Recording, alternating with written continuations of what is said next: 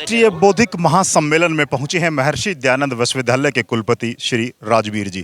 Sir, आज बैसाखी है और आज राष्ट्र निर्माण में योगदान को लेकर के आपका भी व्याख्यान रहा। क्या समझते हैं वर्तमान परिवेश में छात्रों के चिंतन को लेकर के और राष्ट्र निर्माण में उनके योगदान को लेकर के क्या संदेश देना चाहेंगे? पहले तो मैं सबसे पहले तो सभी जो है जो यहाँ एकत्रित हुए हैं इस सम्मेलन में, उन सबको जो है बैसाखी की पर्व की जो है बहुत बहुत बधाइयाँ। दूसरा, मैं इस बात के लिए भी मुबारकबाद दूंगा सबको कि जिस तरह का चिंतन उन्होंने शुरू किया है कि कैसे युवाओं को जो है एक अच्छे रास्ते पे शिक्षा के माध्यम से उनको बढ़ाया जा सकता है। और यही बात मैंने जो है सम्मेलन में भी रखी है कि शिक्षा और संस्कार, इन दो माध्यम से ही, मतलब इन दो बातों पे ध्यान अगर हम देंगे, खासकर माँ बाप अगर इस बात पे ध्यान देंगे, तो मुझे लगता है कि युवाओं की दशा और दिशा जो है वो बदलेगी, यानी बेहतरी की तरफ। और अगर युवा बेहतरी की तरफ जाएगा तो समाज बेहतरी की तरफ जाएगा। यही संदेश है। बहुत बहुत धन्यवाद आपका। Thank you.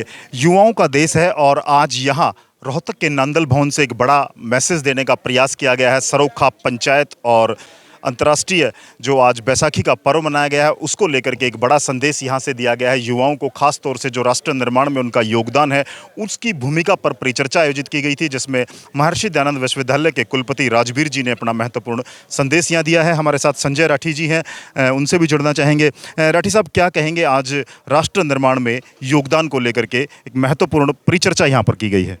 देखिए, आज इस कार्यक्रम में बैसाखी के अवसर पर पहली बार अंतर्राष्ट्रीय जाट दिवस के रूप में मनाया गया और पूरे देश भर की खाप पंचायतें, साहित्यकार, इतिहासकार और पूरी कौम के जो बौद्धिक रूप से समृद्ध लोग आज इस कार्यक्रम में सम्मिलित हुए हैं। मैं समझता हूँ कि बहुत अच्छी पहल है।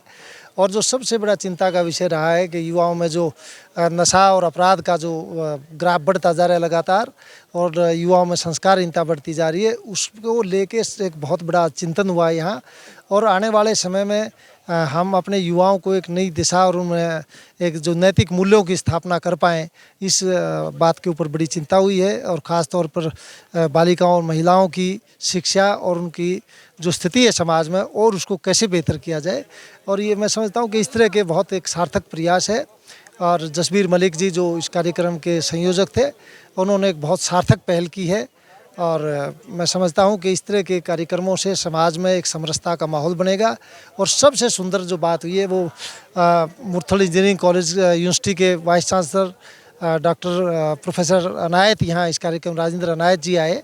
और ये एक मैं समझता हूं कि अपनी कौम को किसी एक बहुत प्रख्यात विद्वान के अनुभव और उनके एक तरह से ज्ञान का लाभ देने के लिए उनको बुलाया गया।